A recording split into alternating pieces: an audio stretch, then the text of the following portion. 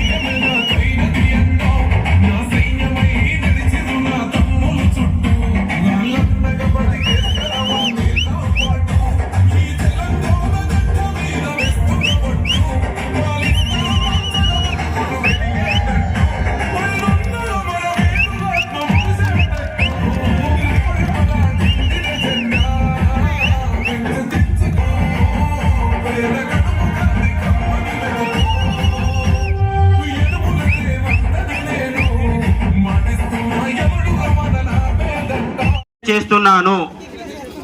భారతీయులమైన మేము మా రాజ్యాంగాన్ని అత్యంత పవిత్రమైనదిగా, ప్రపంచంలోనే గొప్ప రాజ్యాంగంగా భావిస్తాము. మాకు సార్వభౌమత్వ, సౌమ్యవాద, లౌకిక, ప్రజాస్వామ్య, గణతంత్ర రాజ్యాంగ నిర్మించుకోవడానికి సాంఘిక, ఆర్థిక, రాజకీయ న్యాయాన్ని, ఆలోచన, భావ ప్రకటనను, అంతస్తుల్లోనూ అవకాశాల్లోనూ సమానత్వాన్ని కల్పించడానికి కుల, మత, ప్రాంత, వర్ణ, లింగ, ధనిక, పేద లాంటి ఏ రకమైన విభేదాలు లేకుండా అందరికీ సమాన హక్కులు, బాధ్యతలు రాజ్యాంగం కల్పించింది. ఇటీవల పరిణామాలు రాజ్యాంగాన్ని, స్ఫూర్తిని దెబ్బతీస్తూ ప్రజాస్వామ్య విలువలను కాలరాస్తూ సమాజంలో అశాంతి నెలకొల్పుతున్నాయి, విభేదాలు సృష్టిస్తున్నాయి. రాజకీయ మనుగడ కోసం విద్వేషాలను రెచ్చగొడు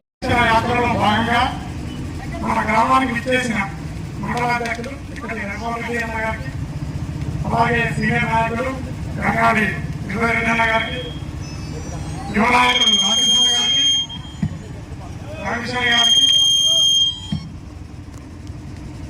మార్కెట్ కమిటీ డైరెక్టర్లకు, గ్రామ అధ్యక్షులకు అందరికీ నా నమస్కారాలు. ఈరోజు ఈ రాజ్యాంగ పరిరక్షణ యాత్రను విజయవంతంగా సహకరించిన వాళ్ళందరికీ పేరు పేరున ధన్యవాదాలు. రాజ్యాంగాన్ని తిరగరాస్తామని చెప్పేసి బీజేపీ కేంద్ర మంత్రి అమిత్ షా గారు రాజ్యాంగాన్ని తిరగరాస్తామని చెప్పినందుకు వాళ్ళు తక్షణమే మాటలను రివర్స్ తీసుకొని ఈ దానికి క్షమాపణ చెప్పాలని కోరుకుంటూ ఇటు విజయాలను యాత్రలో పాల్గొన్న